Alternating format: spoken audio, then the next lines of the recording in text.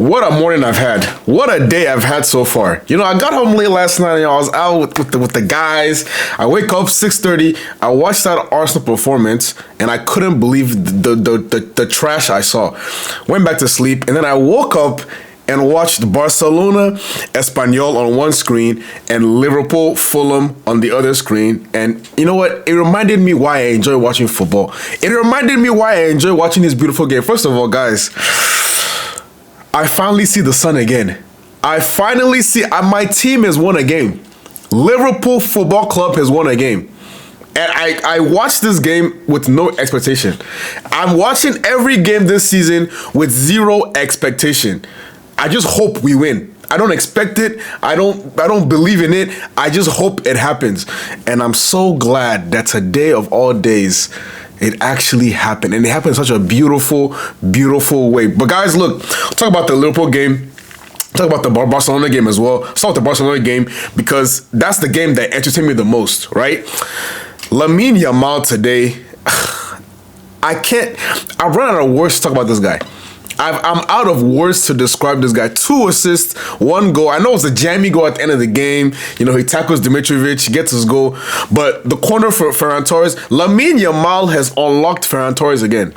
All Barcelona fans are aware of the trash Ferran Torres has been dropping since January. For the last 2.5 months, Ferran Torres has been ass. Unprecedented levels of ass. He's been ass. Lamine Yamal just unlocked him again at the most crucial point of the season.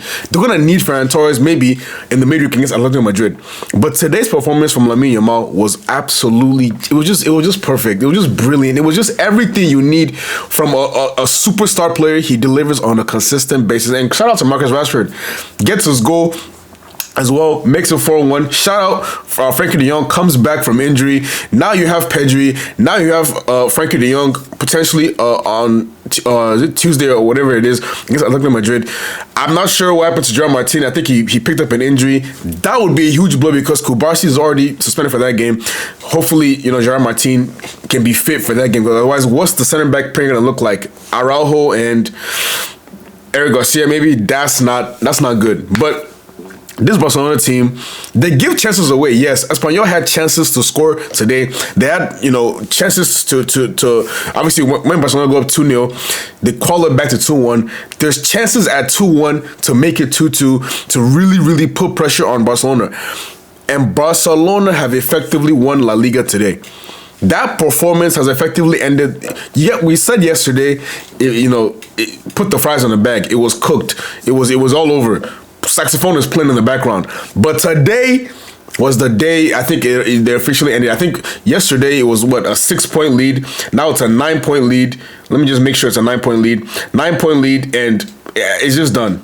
Yeah, 9-point lead with 7 games left.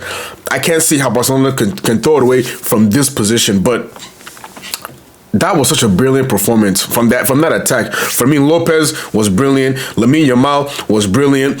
Rashford comes in, gets his goal. Frankie was good when he came on. Pedri was good when he came on. Even Gavi got some minutes coming back from injury. This is a perfect weekend for all Barcelona fans. The only downside of this weekend is that potential Gerard Martin injury, but other than that, it's a brilliant performance from Barcelona. It wasn't perfect, right? You're never gonna get a perfect performance after a tough Champions League game.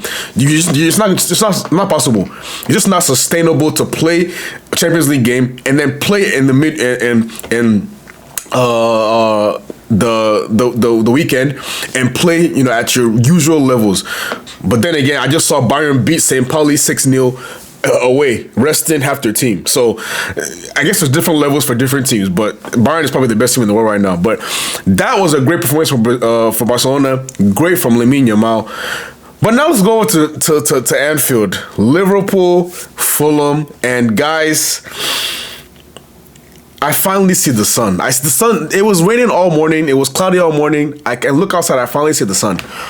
I cannot believe the football that I watched in that first half. Rio Ngumoha, my boy. We don't even need a left winger next season. Don't even buy anybody. There's food at home. We don't need to go to McDonald's. We don't need to go to Chipotle. There's rice at home. We got food at home. There's food in the fridge. Real Ngumoha is in the fridge. We already have what we need. This guy is, oh my God. I haven't seen this at my club for what, eight or 9 years, since Trent. I haven't seen a youngster come out of my academy, come out of my club, teenager, that I can actually look at, I was watching academy games. That's how much I liked watching Trent. I watched his academy games. And I do the same for Real Ngumoha before he broke into the first team, watching his academy games. That's how much I was invested in this guy's career. And obviously, Trent Yoni as well, but Real Ngumoha today, that's a left winger. That's a winger. Premier League is lacking proper wingers. Guys that can take their man on. Chelsea don't have it. Arsenal don't even have it. Only City really has wingers that just take the top teams that just take men on and beat them at will. And it's really just Doku and maybe Semenyo sometimes, but for the most part, the wing play is dead in this league. I'm not seeing enough wingers just take their men on and skin them and go left and go right. Real Ngumoha had Timothy Castagne on toast today. He was cooking him. And that goal is just brilliant. Shout out to Florian Wirtz. I know it's a jammy assist, but we're taking all the G we can get this season. I don't care how it comes. Even if he passes it and you dribble 5 players and score, if it says Florian Wirtz assist, I'm taking that to the bank. So shout out to Florian Wirtz. But Real Ngumoha was brilliant. And then the goal that Salah scores is all Real Ngumoha again. Drawing 2 players, finding Kogi Gakpo, great layoff to Salah, and a brilliant first time finish into the corner. And his farewell tour is officially on the way, right? Every Anfield game is going to be emotional. I'm expecting him to start every single Anfield game. Hopefully he can score. Hopefully he can do something meaningful in each of these games and just get a standing ovation at the end of each game. Like every player in that dressing room in this football club should be desperate for Liverpool to win out this season. Every game we should just be desperate to win. I don't care if you hate Slot. I don't care if you're not playing for Slot. I don't care any Robertson, Van Dijk, Gomez, Konate, Soboslai, McAllister, all of you that have played with Salah, more than this season, all of you must die on that pitch to make sure we win games. I do not want to be at home losing games and seeing Salah walk off sad. We must win every home game from now until the end of the season. Even against PSG, even if you lose the tie, win that game. Win that game. That's all that matters to me now. Champions League and winning home games so that Salah can leave the field to a round of applause every single game. Brilliant again today. His passing, his movement, his link-up play with Wirtz, link-up play with Soboslai, link-up play with Frimpong was just brilliant. It looked like Salah from last season for the most part in this game. The last time I saw the sun, and I know this is listen, I'm not gonna get carried away. We could get destroyed by PSG next week. I'm not gonna get carried away. I'm just happy that we played competent football. Competent. That's all I really, just competent, just football that looks good. Football that looks like Premier League level football. That's all I want to see. And we did that today. And you know what, guys? That's all that really matters to me. We take the win. We now create some gap with Chelsea. Chelsea, I think now the gap between us and Chelsea is now, I think 4 points. Or is it 4 or 5 points? Let me see. Maybe just make sure. It is 4 points. But Chelsea play Man City tomorrow. Man City that is energetic because they just saw Arsenal's defeat today. Whatever happens in that game, I don't expect Chelsea to win that game. So create a little bit of a gap between us and Chelsea. I think who do Villa play tomorrow? Away at Forest. Forest are battling relegation.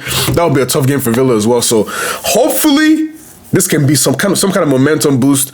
I just hope whatever happens on Wednesday against PSG. Is it Tuesday or Wednesday?